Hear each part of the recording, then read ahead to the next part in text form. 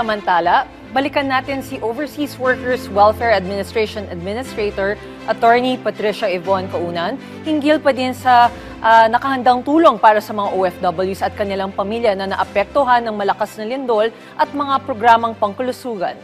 Admin PY, magandang tanghali po at welcome sa Bagong Pilipinas Ngayon. Magandang tanghali po, Yusek March. Ma'am Weng, magandang tanghali po sa inyo. Admin, unahin po natin ang epekto ng malakas na lindol sa Cebu. Kamusta po yung pakikipag-ugnayan ng OWA sa mga regional offices, particular sa Visayas, hinggil sa mga OFW at pamilya nila na posibleng naapektuhan nitong lindol? Kakatapos lang po actually ng meeting namin.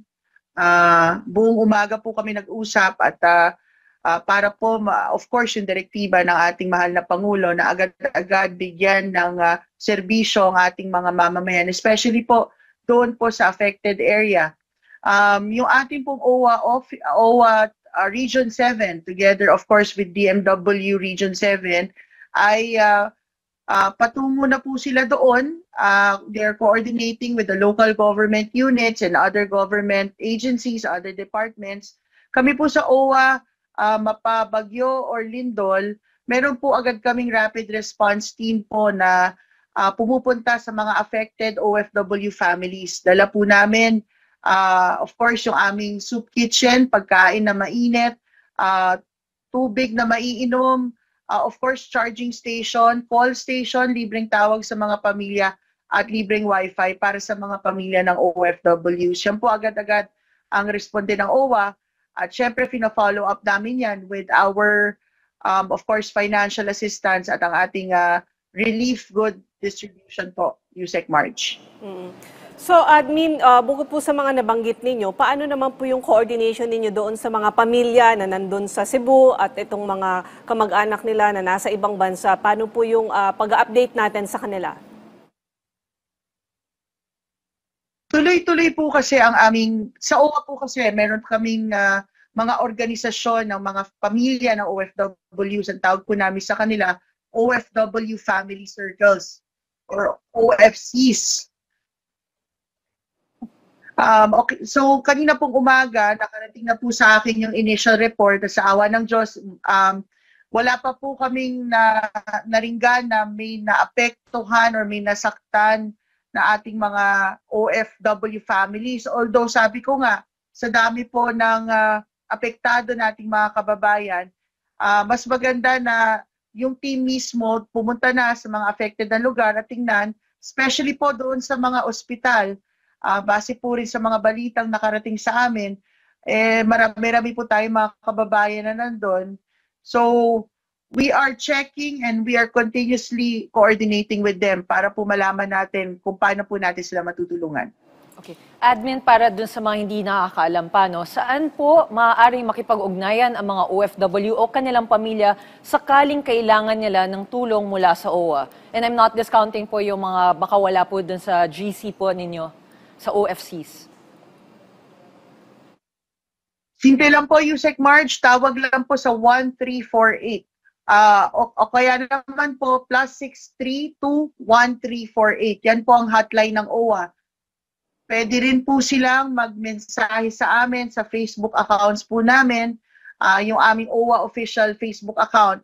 At yan po ay sasagutin ng ating call center dito po sa central office para po ibato sa ating pong opisina at mga personnel sa Region 7.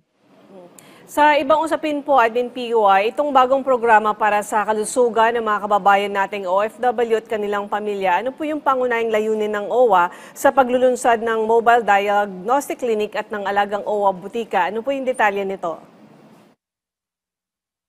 Alinsunod po dun sa naging direktiba ng ating mahal na Pangulo nung na ilapit ang serbisyong medikal para po sa ating mga kababayan. Kami po sa OWA, together of course with PhilHealth, DOH at iba't iba pong ahensya, layunin po namin na ipalapit yung PhilHealth Gamot Program at PhilHealth Yakap Program. At alam niyo naman po, kasama rin kami sa pag-ikot ng ating mahal na unang ginang sa Love for All. Kaya po nabigyan at nagpapasalamat po kami nitong mobile clinic na kung saan bibigyan po natin of course, will be registered under the YAKA program of PhilHealth. Bibigyan po natin ng libreng diagnostic at konsultasyon ng ating mga OFWs and OFW families. Yusek, alam niyo po, bumabalik yung ating mga kababayan sa Pilipinas. Medyo yung iba ho sa kanila bumabalik dahil may sakit. Yung iba naman ho, meron po sila, medyo matanda na po. Kaya talaga po nagpapasalamat sila na may ganitong mga programa na dito na po sa OWA nila maa-access. So dito po sa central office, ang una naming kumbagang facility para dito at balak po namin sana sa lahat ng regional offices ng OWA ay maglagay ho kami ng ganitong klaseng facility. Okay. Admin, may plano po ba kayong palawakin pa ang operasyon ng mobile clinic sa mga rehiyon? At saan po posible na susunod na ilulunsad ang mga klinikang ito? Opo, Yusek March, sa Region 4A, Region 3, at dyan po ready na po yung ating units para po magkaroon na rin din ng butika. Actually, kanina tinatanong ko yung mga regional directors at lahat po sila sinasabi sana ma-roll out na agad. So, yan po layunin ng OWA, magkaroon agad kayo ng gamot o PhilHealth gamot, alagang OWA butika sa ating pong mga regional offices. So, ano lang po, sa ngayon po, dito muna sa NCR at pinag-aaralan natin kung paano po natin maro-roll out na mas maganda. Pero ang assurance ko po sa inyo, ilalagay po natin ito sa lahat ng regional offices ng OWA. Okay, ma'am. Ano po yung magiging proseso ng pagkuha ng gamot para sa mga miyembro? May mga dapat bang ipakita o dalhin yung mga pamilya ng OFW na isang OWA member? Yung OWA membership po nila, kung hindi naman po sila member, yung PhilHealth proof po na OFW sila, PhilHealth number, at kung wala naman pong PhilHealth, alam nyo po, inaano pa rin namin, ina-assist pa rin namin kung di nila alam yung PhilHealth number nila, para po, syempre itong serbisyong ito para sa lahat naman, but we hope that they will bring yung kanilang pong OWA e-card na nilunsad din po natin. And actually, tuwang-tuwa ho tayo dahil sa ngayon, halos 250,000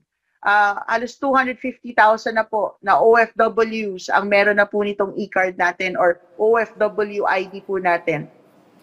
Admin, mayroon po ba kayong plano na dagdagan pa ang ibang health packages o serbisyo na particular na nakatuon sa preventive care tulad ng cancer screening o mental health support? And hoping rin po, Admin, na baka pwede rin po ito magawa sa mga iba't ibang bansa.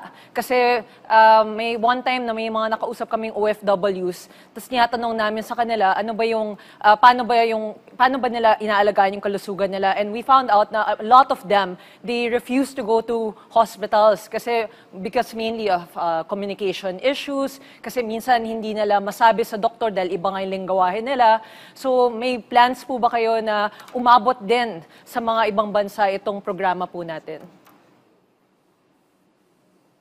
Thank you, Yusek March, dun sa question kasi siguro maganda malaman ng ating mga kababayan ano yung mga serbisyo nating medical and as you said, paano natin to madadagdagan.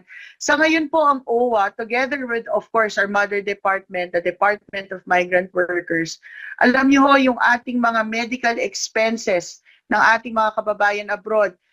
Yung iba po sa kanila, sasabihin meron pang medical insurance. Pero marami po na wala na. Kumbaga, paso na yung medical insurance nila sa tagal po nila na naka-confine. Ang DMW at OWA ay nagtutulungan para bayaran yung mga medical fees po ng ating mga kababayan abroad. At syempre po, alam niyo naman, ang OWA nasa OWA po ang Emergency Repatriation Fund. Tayo po ang nagpopondo ng medical repatriation ng ating mga kababayan. Yung po may mga sakit na operahan na kailangan pong iuwi. Tayo po nagpopondo niyan at hinahatid po natin sila sa ospital dito, pati po yung pagre-refer. Ngayon, sabi ko nga ho, ang trabaho namin hindi lang mag-uwi ng ating mga kababayan, but tulungan sila. So, we want to expand the Emergency Repatriation Fund for us to be able to add o magdagdag ng mga serbisyo katulad ng pagsuporta ng kanilang treatment pagdating dito sa Pilipinas, of course, together with PhilHealth and DOH. Meron din po ang OWA na WAP Medical. Ito po ay nagbibigay kami ng tulong medical up to 20,000 pesos dito po sa Pilipinas. Alam nyo, personally, when I became administrator nung Mayo, naliliitan ho ako doon kasi alam mo natin na malaki-laki yung kailangan ng ating mga kababayan. Kaya po nakikipag-partner kami with DSWD, of course with PhilHealth and DOH and PCSO para lalong mabigyan ng tulong medical yung ating mga kababayan. But here in OWA, we're undergoing program review para madagdagan pa po yung mga serbisyo na medical para sa ating mga kababayan. Okay ma'am, mensahe niyo na lang po sa ating mga kababayan na mga OFW at syempre sa kanilang mga pamilya. Sa lahat po ng ating mga bagong bayani at kanilang pamilya, alinsunod po sa direktiba ng ating mahal na Pangulo, ang inyong kalusugan, ang inyong overall welfare, ang amin pong pinaprioritize dito sa OWA.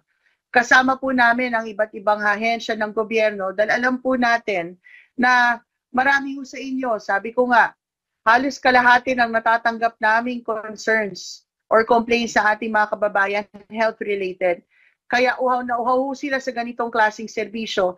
At simula po ngayong Biyernes, ngayong Linggo, ay full blast na po, fully operational na po ang Alagang OWA Botica na ito po ay in coordination with our partners, ang accredited po ng PhilHealth, Gamot, VidaCure, dito po mismo sa OWA Central Office. At yun naman pong ating Yakap Mobile Clinic ay sa Friday po nandito rin and we will be hosting po ang iba po nating mga kababayang marino, seafarers at iba pa pong mga OFWs na nagsabi po sa amin na kailangan ng assistance. Maasahan nyo po, tuloy-tuloy lang po ang OWA magbigay ng serbisyong may puso. Maraming salamat po. Maraming salamat po sa inyong oras. Overseas Workers Welfare Administration Administrator, Attorney P.Y. Kaunan.